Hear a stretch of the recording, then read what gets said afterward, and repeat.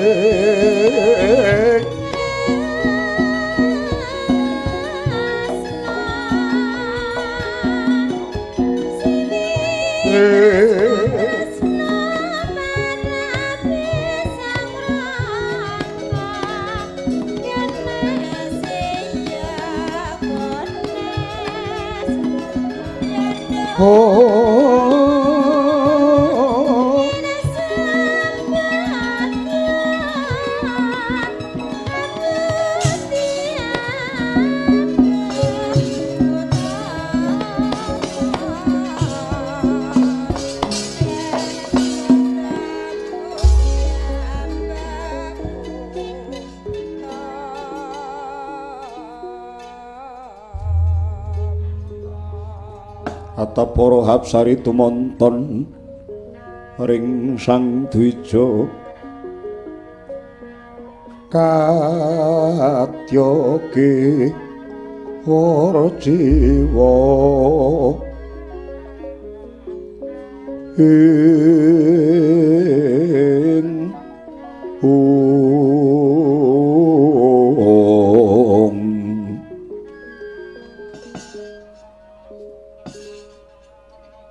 Manggata Nyai Rawatmaja kula wonten dawuh Kaka Prabu sira iku minangka dadi pangayoming garwanira Si Sukasalya kawula nuwun inggih ngene ya Di Sawetara dina kepungkur aku nampa nawala saka Prabu Dasamuka ingkang surasaning tulis ora ana liya kejaba nandhukake rasa sih tresnane marang garwanira. Perkara iki andadekake mesguling rasanipun Kakang ngelingi lamun Dasamuka ingkang abudi nista watak candala pambekan siya budine angkara mau anane muhung tansah nuruti karep mungkaring pepenginan tanpa weruh marang rusaking kahanan. Mula Kang Prayitna ngati-ati muni nggih Koko Prabu ngestaken dawuh. Aboting abot ora kaya wong kang kudu nuruti pitutur luhur pait lan rekoso dikaya ngapa kudu dilakoni. Pitutur kahanan iki ora ana liya jejering urip minangka dadi titahing Hyang Maha Wikan ana ing Warcapada kudu alaku dharma rening siadiku jiwaning pendhita ya jiwaning brahmana ingkang kudu sugih pangapura marang sapa wae nanging tumraping lelakon iki aja gumampang sira masrahke garwanira marang Dasamuka awit aku sumurup lamun to sedyane Dasamuka kang mengkono mau mung bakal ngrusak marang tatananing bawana. Bumi kon kancing langit kelap-kelap katon ler kencang alis risang mawe gandrung sabarang katulu ukir moyak mayit saking jas bali woro minangka durung abang kecoa dening ambles bumi hambengok sora kalia lampahing Prabu Rahwana.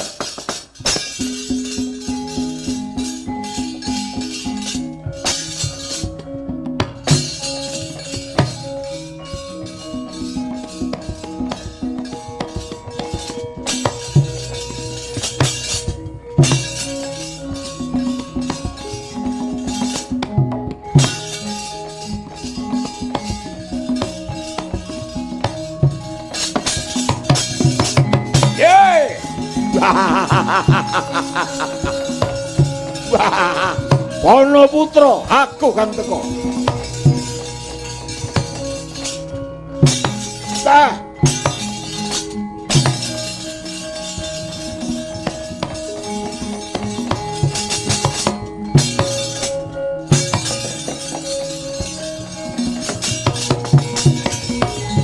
Seksa krura kakiri-kiri kenyolir prabata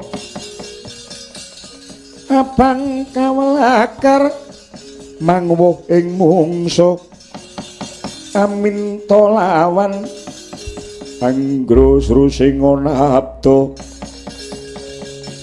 kadenggal yun manubro ladalah reca manik jatining alam kang tinuting jagat wah ya bandaku ya donyaku Prabu Banaputraku sing teka ya Prabu Dasamuka aku ngaturake karaharjan iya waduh ngeten niku ratu ketok wibawa yayine bagus ketoke nggih wingit kan rasa ngalem alemen aku tak weni duit ana dawuh apa Prabu Dasamuka ya aku mung kepengin genahke layangku tak enteni kaya ngenteni sileming prau gabus kumambanging watu item kepiye panjalukku nalika iku Dasamuka sumurupa sumber-sumbring pasulayan iki mung werna papat siji perkara bondo loro perkara wanita kaping 3 kawasisan kaping 4 panguwasa bondo menungso isih duwe kamilian marang babakan ingkang kasat mata lan kamulyan. Kawasisan padha rebut benering penemu panguwasa. Sikut-sikutan jegal-jegalan. Pamriye mung kepengin keselak ndang diajeni. Nang yen to perkara wanita merga menungsa isih digubel kesengseman marang klimising lambe. Blalaking netra. Nadyan to perkara wanita nanging bisa ngremuk negara, mbubrah kahanan. Mula aja mbok terusake kekarepanmu. Iki mengko lereke sisip sembire bakal dadi bab ingkang gedhe, bebasan kriwikan dadi grojogan, geguyon dadi tangisan. Lan kowe kudu eling lamun to suka salya iku wis winengku kakung. Ya kowe kadangku Yayi Reksi Rawatmaja. Aku wis ngerti yen to kuwi dadi bojone Rawatmaja ning wong tresna. Aku seneng. Aku tresna. Kowe aja nyalahke aku, kowe aja nglerokke Dasamuka. Endi sing jenenge Rawatmaja? Ingkang mapan ana sisihku iki kadangku Yayi Rawatmaja. Wah, ping kaya ngono ae. Yada laruta sangking yudasan kulu-kulu. Yen panutusa santri. Prabu Dasamuka. Piye? Ngabangake kuping ngucapmu. Bebasan sedumuk bathuk senyari bumi. Nadyan mung sak nyari jembaring bumi nanging kudu dilabuhi pecahing dada utaing marus. Nadyan mung sak dumuk nanging bathuk saiki kudu gondol nyawa. Wah, ilang tenan nyawamu. Metu njaba banget.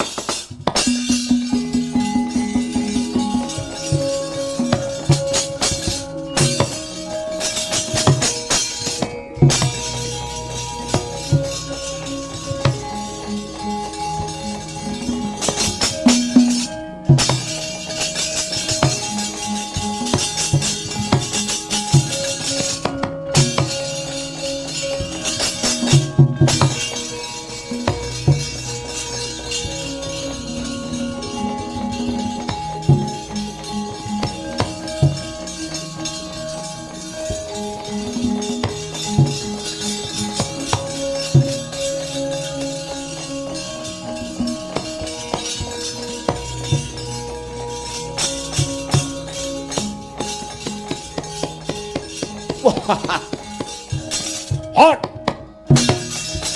Hot.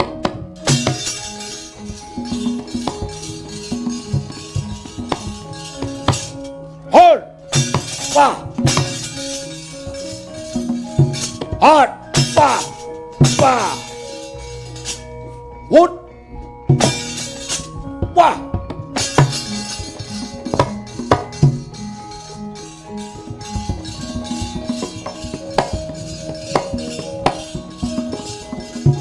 Ah! Bah! Bah!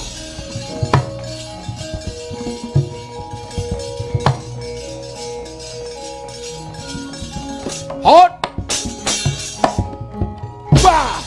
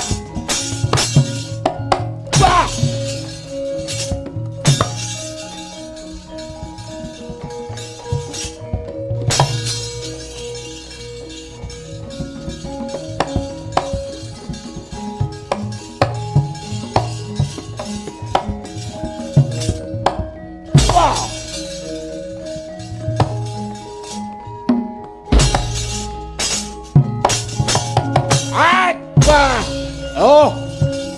Hot. Bah. Bah.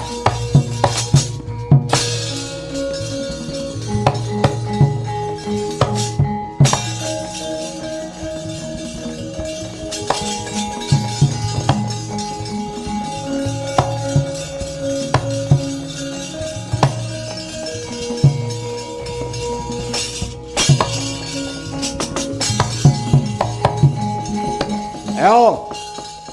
Ngacak apa rawat mojo? Mungkon ngulungke bojone wangel men kowe. Aduh. Ngatos-atos penemban Garuda Sempati. Njurunga donga pamuji tak lepasane jemparing Dasamuka. Inggih, monggo penemban.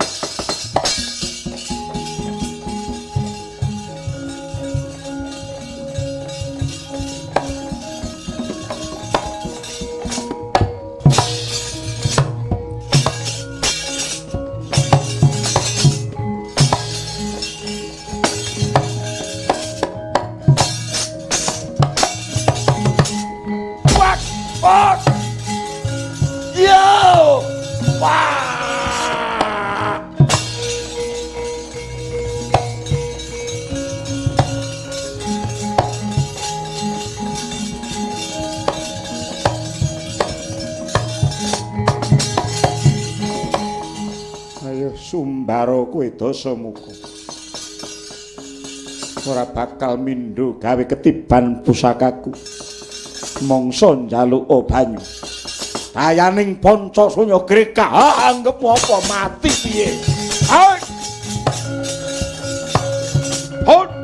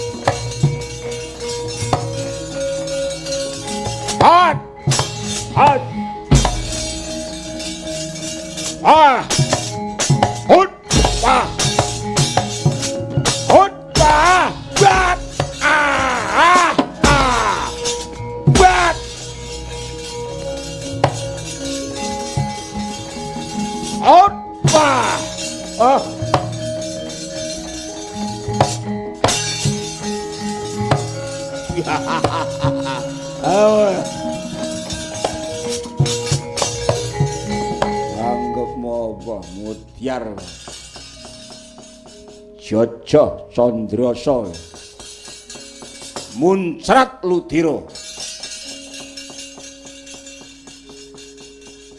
mung sak diapurmu pendhita kaya ngono kok mungsuh aku ora ngandra sepira sapa sing ora trima iki Rahwana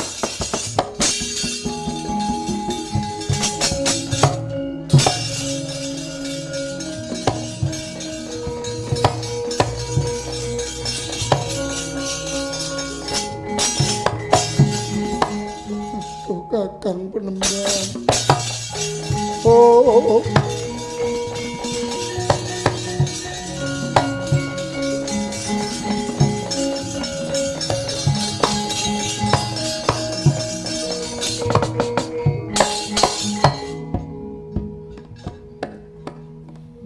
Kakang Penemban. Kula mboten saged pisah kalian Paduka Kakang. Ing menapa ngantos nandhang mekaten tato Paduka anggen Paduka nadhai gamanipun tiyang murka Dasamuka Penemban Paduka sampun nandhingini mancing wonten ing loka boga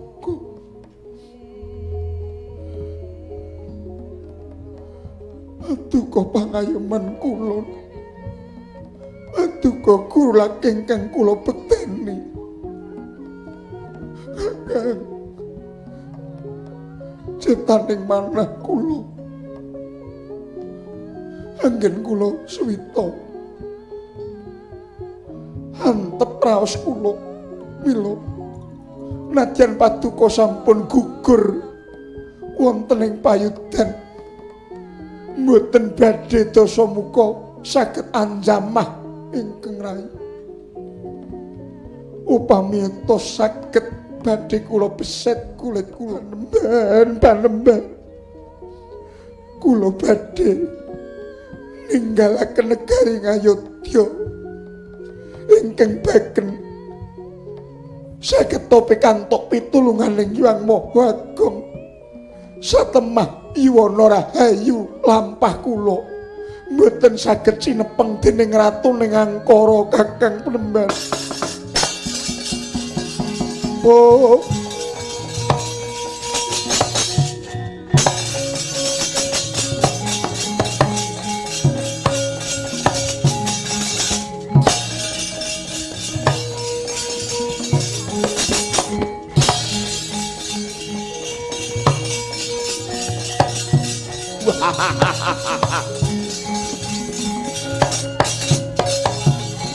Ayoli,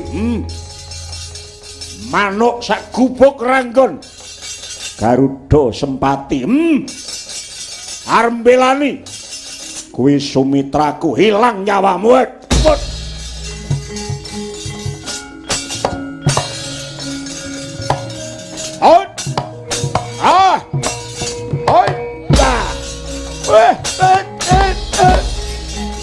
Kaya ngene apa ya? Puputi ulu gue.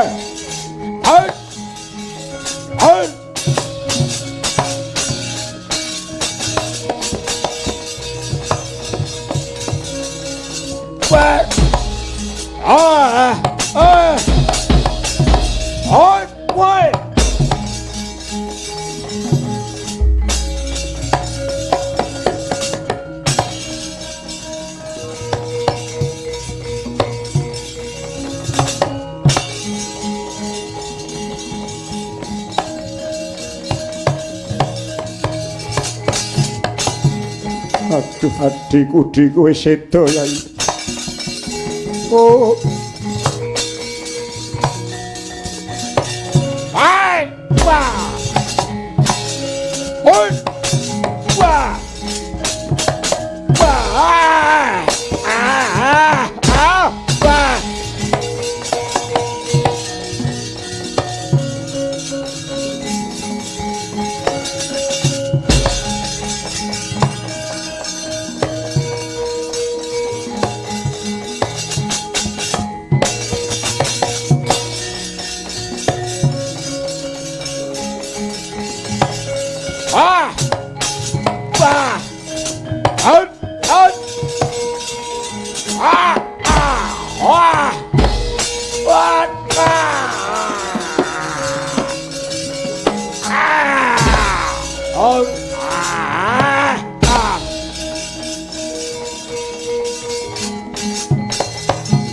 Apa anggep kowe iki? Ana putra kowe arep mbelani dulurmu. Suka salya tak pek wae ra entuk.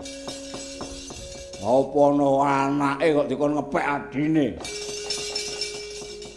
Ya mung diliacet krokot pendhita kere. Dimuktekke ning alengka ora gelem. Bedah negara Ngayodya.